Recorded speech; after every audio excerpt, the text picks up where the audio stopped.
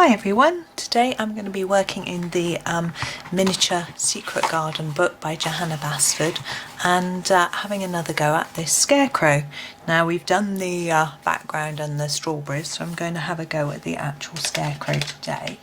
And I'm going to start off doing this wooden pole and the wood pieces here. So I'm going to use the number 77. Now this is the Staedtler Ergosoft. This is the set that we were using before for all of the other parts of this picture. And I just need to apologise, I don't know if you can hear in the background, there's a lot of noise going on. One of my neighbours having some building work done. So it's outside though, so hopefully it's not going to be too disturbing. Now what I'm doing is I'm going quite heavy pressure on the very edge of the pole and then lightening it up towards the centre. Now I'm going to be adding in another brown colour in a minute. Now the idea is that if we can make it darker on the edges, it looks like it's more in shade and shadow, and that can give the impression that the pole is more rounded. I can do the same here, particularly underneath where there is going to be more shade, and then gently bring that up just a little bit on the top, because the top would catch the light, but I find that just adding a little bit of dark seems to work. And there, bring that up. I'm also going to use this dark colour to do these little stones along the bottom here, because I've already sort of coloured over them a little bit with the brown. It will just hide that. Now you can see I'm just roughly going over them. I'm not actually trying to colour each one separately, they're just so little. And it's still, the effect is still there. It still works all the way down and through all of the stones, and then that little bit at the bottom will be finished. There we go. Sorry, I'm not talking, I'm concentrating because it's small. There we go. Right, now we're going to go and use the slightly lighter brown colour, which is the number, I'm not sure if you can see that, number 76. So I'm going to start at the top this time. So I'm going to go back over what I did with the dark and reinforce that dark line and then gently shade it towards the middle. I'll talk you through it better this time. So over this with heavier pressure, then lighter towards the middle, and then the same here, slightly heavier, lighter towards the middle. It looks like the light is just catching it on the middle there, and it gives a more rounded effect. And we're going to do exactly the same on the on this post, I suppose it is. So reinforce that dark bit and then lighter towards the middle. We don't want to leave a white, any white, but just a very gentle colour on there. I'm trying very hard to not go over the leaves. But as you might know by now if you've watched my videos, I'm not very good at staying in the lines. Right, now under the jacket here, there'll probably be a little bit of shadow. Just going to do a little bit under here just to emphasise that shadow just a tad. Not too much. There we go. And now we're going to do the leaves. Now these leaves are pretty small. We've used nearly every green in the box, so I'm going to go for number 56. Now this is a light green I used down here, but because I used it on top of another green, I'm hoping that it will just stand out, and I'm not going to mix it with any other green, again for the same reason that we've used so many greens already that it just won't stand out, and we particularly need this one too, so it doesn't look odd, and they need to stand out a little bit from the grass behind. If we blended it in with another light green, they wouldn't do so. So we're just colouring them in now. I'm thinking that if they don't stand out enough, we could go over the top with a little bit of a darker one, because they are sort of blending into the background, aren't they? They aren't really standing out as much as I'd hoped. So what I'm going to do is go over the top of this light colour with a slightly darker one, and then hopefully that will make them jump back out from that background. I was thinking more about them standing out from the pole, which obviously they do, but yeah, it's not That's not going to work. So we'll go over the top. I think with this, the number 5 is quite a dark green, but not the darkest. And I'm going to go right over the top of the whole thing with a really light pressure, and then just darken it until I feel like it stands out enough. And I think that will do. Again, I'm not worrying about shading or anything because they're quite small.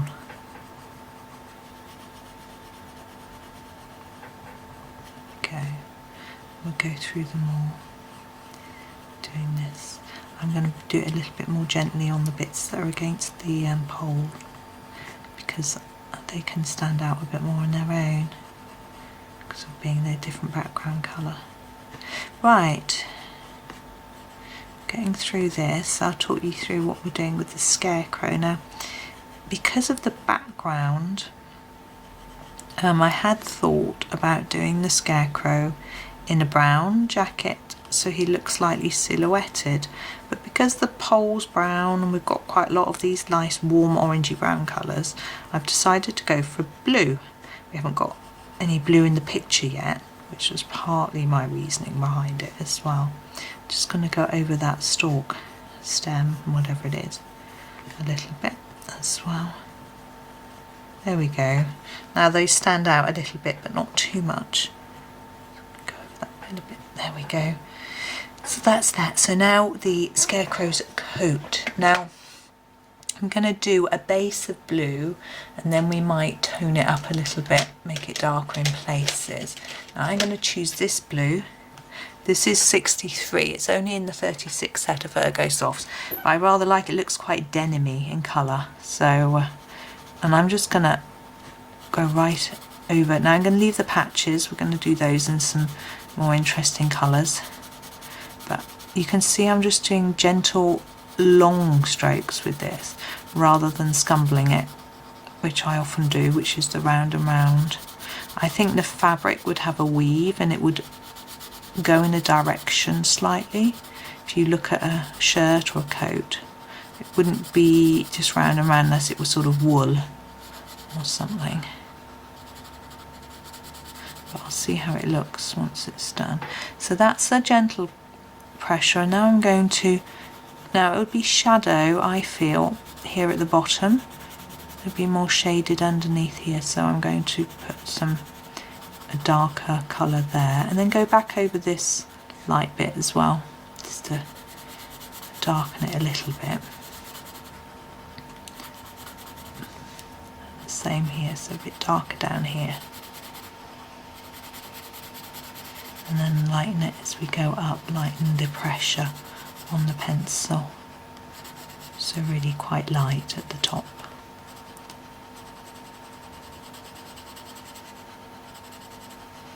There we go. Now the patches I'll probably do all sorts of different colours. I'm not sure. We need something that's going to still stand out from our background. And we're going to do the same again on this side. As you can see, the orange has gone over the line here, which I should really have rubbed out a bit before I started, which isn't brilliant. That's another reason why I was thinking of doing it brown, because it would have just blended in, but never mind. Hopefully you'll stay in the lines better than me, and it will look better. So I'm sort of doing what I did in my second stage here right at the beginning. So I'm going over with a nice sort of double layer and thickening it up at the bottom to look like shadow. And the reason that I've done it quicker this time, I'm more confident, I've thought about what I'm doing, so I'm happy to sort of press down that a little bit harder. Okay, let's put a bit more around here. There we go. And now the same with the bottom of the coat or jacket, whatever it is. I was thinking it might be a bit darker down at the bottom, I'm not sure. That's gonna look.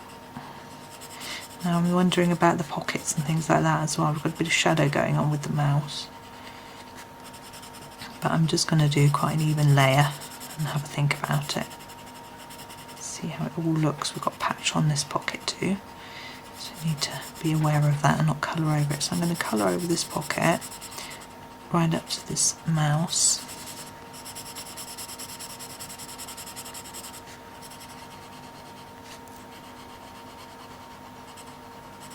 There we go.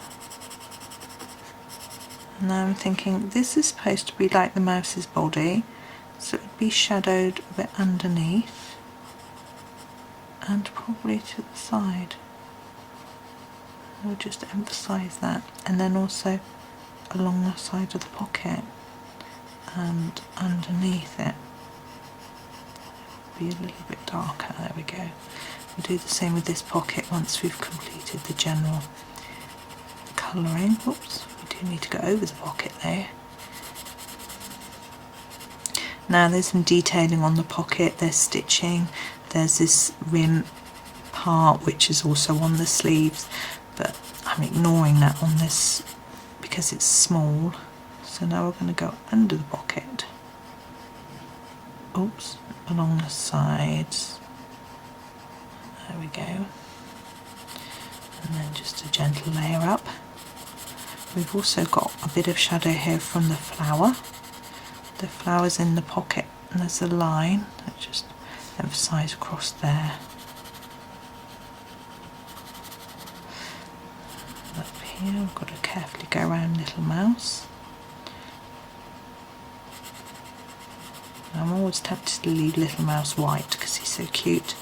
I like white mice, but leaving things white is always a bit of a risk. It looks like you couldn't be bothered to colour it, so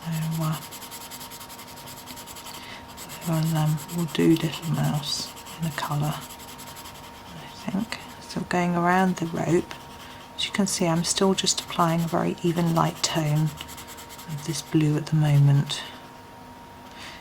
Now, I need to be a bit more careful around here, there's so many little bits of detail around the flower. Rather like the flower detail, it's quite clever. So I'm going to come back to the bottom and just do a little bit of darker around at the bottom like we did on the sleeve.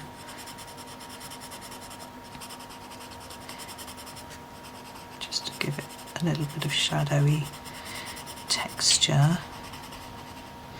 And then I'm thinking about the edge of these buttons. Which way would it button? Yes, see that bit overlaps at the bottom, so that is the overlap, so the shadow would be here where the fabric isn't quite meeting. So just pop a little shadow line down the side here. That's it. And then under the patch is probably not, no, now these sleeves are darker than the jacket, so we're just going to go back over it, make it even, an even tone. Obviously that bit is purposely a bit darker there under the arm. Just darken it around, just make it so it looks like it's made from different fabrics. It might be a bit faded in the sun, but oops, I've just covered over the rope. Mind.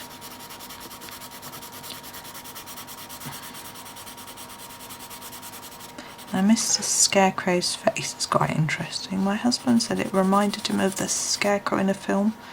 Was it Batman? I don't know, I haven't seen it. But we're going to try and make him look as friendly as we can. Right, there we go.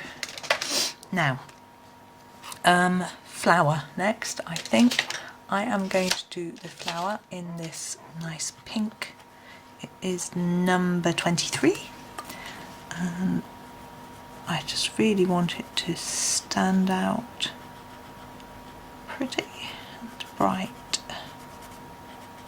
And as you see, I'm just doing one hard layer. There's just not enough space to do any sort of detailing. And the centre of the flower, I'm just going to do yellow. There we go. And the leaf, whoops, I'm really knocking my piece of paper over from over there on my desk. Number 52. And the tiny little leaf and stem. Oh, just could do a sharpening. Never mind. I think that's okay. There we go. So that's the flower. Now we have all the patches to do. Now I'm going to do this one red and white.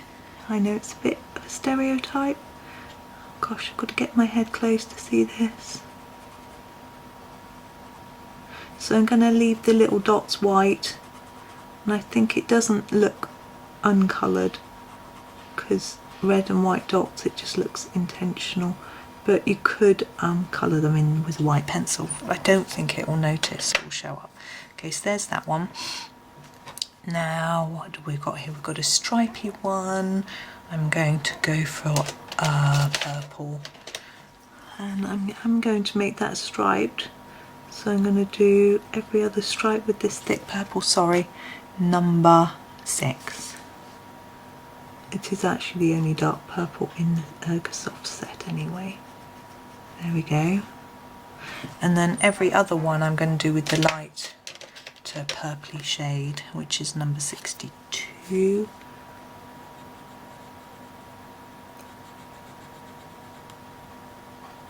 There we go. Whoops. That's that. Now this one is striped and this one is plain.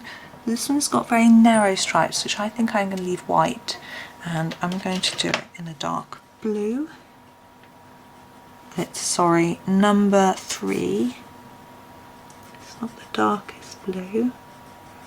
So I'm going to say leave those little bits white, just because they're so thin. Narrow. There we go. Now this one behind, I am going to do orange, and I'm going to use number 4.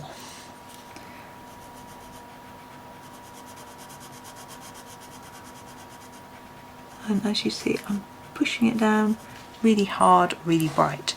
Now this one, I'm going to do in a green. This green, I think the really bright green, the number 50. Now I'm thinking about the birds as well, what to do with them. I think I might do them brown. Now we have got this pocket patch, and I am going to do that one blue and yellow. I'm going to use one of these blues that we haven't used yet though. Number 37. And every other square, quite a hard pressure.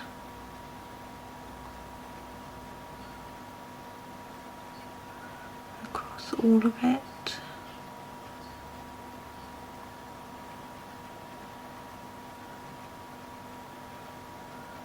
It looks quite nice with white, but I'm going to stick with my idea of yellow. And which yellow? Yes, this yellow, number 1. And to do the other ones, it doesn't show up that much anyway. You may end up thinking it's white anyway.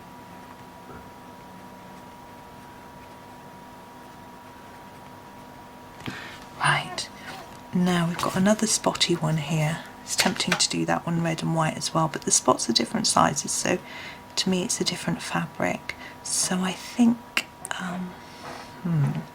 it's choosing colours, it's so tricky.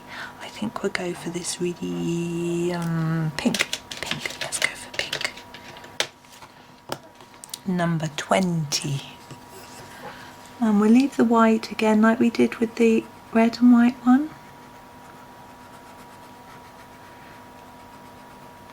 Now the gloves, I think we're going to do blue as well, and the hat, to sort of tone him in. I know he's a scarecrow, he's not really going to match, but I think it will just somehow bring it all together and work. So I'm going to move on to the gloves now, number 33. And like I did with the coat, I'm just going to do a light texture to start with, because this is quite a dark colour blue. And then we'll add a bit of tone in a minute. So I like to just get a base layer down, and I can see where we're at and think about how much pressure I might need to use. So we want some shadow under here, and then just push that colour up gently. So harder pressure on this edge, and then more gentle pressure as we come up. But I am covering all of it to give it a second layer, just to bring it together and make it a bit neater. Now there'll be a bit of shadow there. And I'm just gently going over it until I think it looks more even. There we go.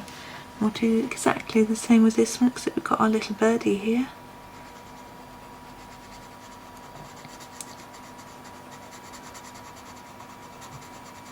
So again, just an even tone and pressure across the whole glove. And then on the bottom, more pressure, and then gently release that as we go up. And then all over the whole thing again, a bit of shadow in there so it looks the same. Just stopping and glancing across to see if it matches in.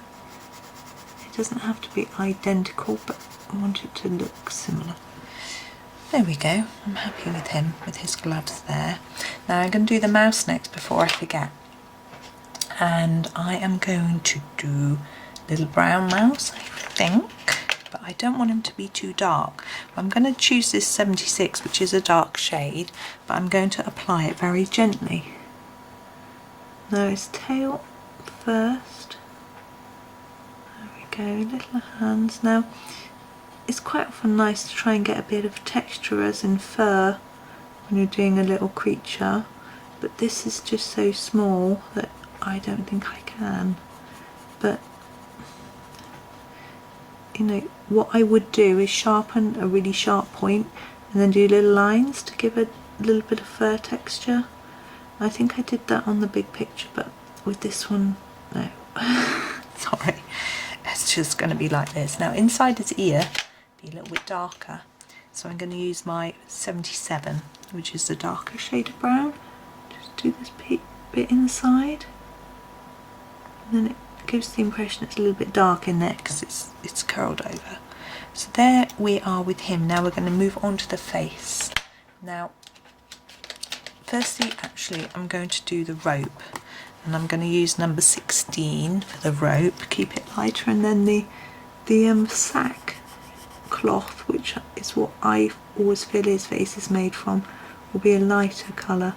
Now we've also got this straw hair. Now, got a bit of a boo-boo here, because behind us is the yellow sky.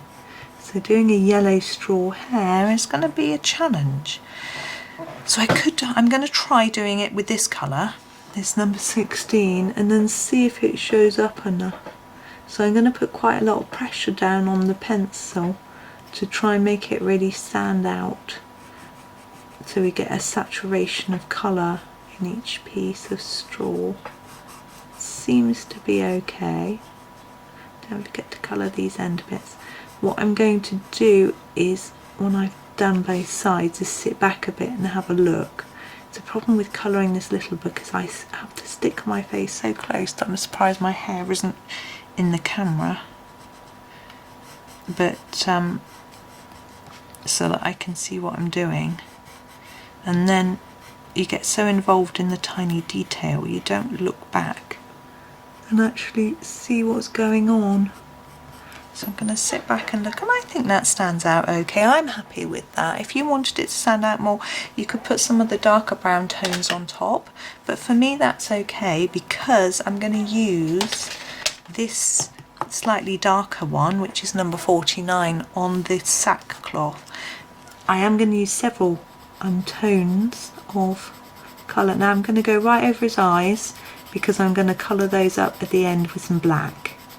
So I'm just going to, I feel like it'd be easier to get a more even tone if I colour over it. Now you see I'm doing more of a round and round motion with this because it's fabric, which I feel might look a bit scruffier somehow. I know sack, if it is a sack, it's usually a bit scratchy. But over the top of that, I'm going to use number 76. Now the reason I've used the two colours is because you get the slightly warmer brown underneath, which is the effect that I wanted. Whereas if you just go for the brown, I find it tends to be a bit, the darker brown is a bit too dark and it's not such a warm colour. So again, I am just scumbling it across the whole surface for now, and then we're going to add some tone, some shadows in. Now under the hat brim, now Johanna has actually drawn in some shadow marks for us here, which makes life nice and easy.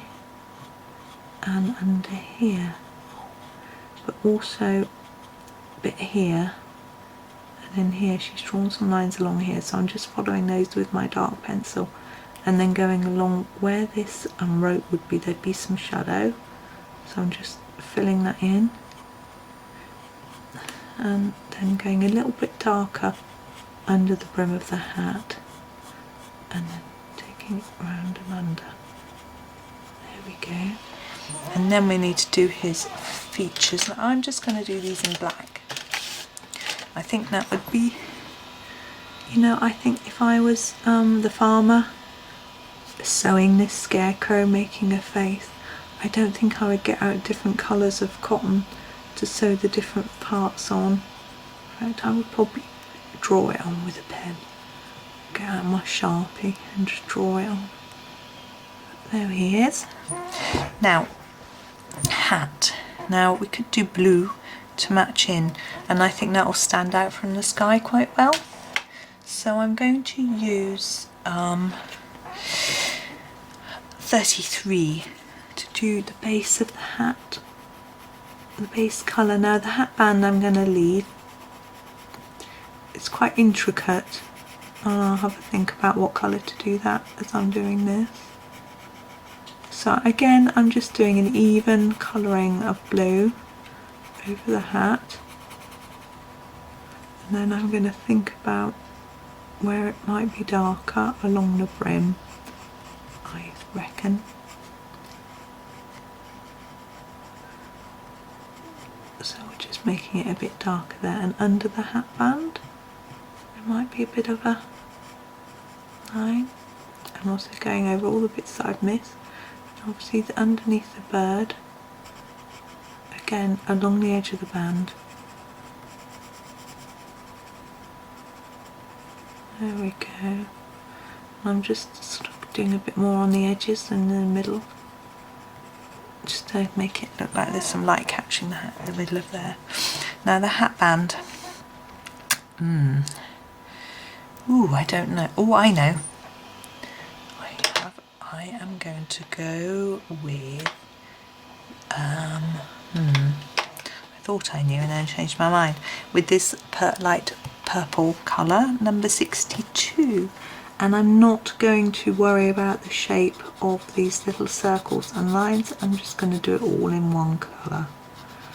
Now I've done an even layer first, then I'm going to go in a little bit darker on the edge, and this edge, to make it look like it's slightly, the hat's slightly rounded. There's more light catching the front and the sides. There we go. Okay, so now we've just got these birds and the spider. I'm going to do the spider before I forget. Now, I'm not sure how well this pencil will take. If it doesn't, we may have to go over it in pen, but actually I think it's going to work. So there's a few details drawn on the body, but we're just gonna go right over there. Little legs. I'm sorry for anyone who doesn't like spiders. I don't mind them.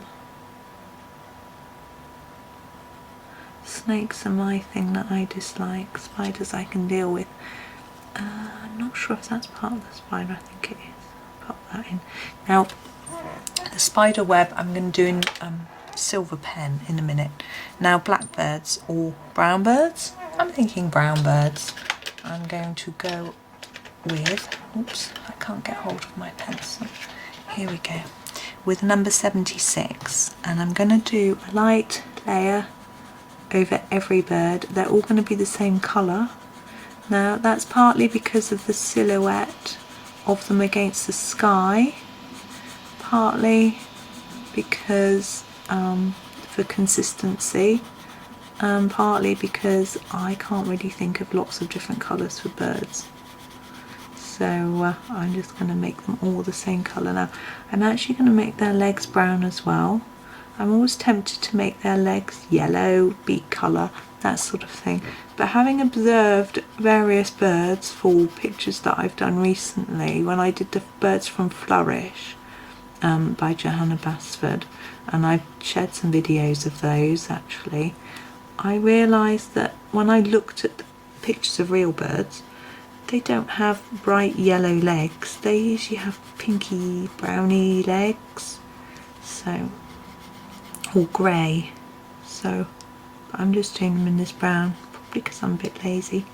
There we go. Now, we're going to go with the darker shade of brown, which is the number 77, and add some shadows, because under their body here, they'd be in some shade. So we're going to just pop a bit of darker colour there, and at the base of the tails. I'm going to do that on each one of them. Might have a bit at the end as well, actually, on the whole end of the tail.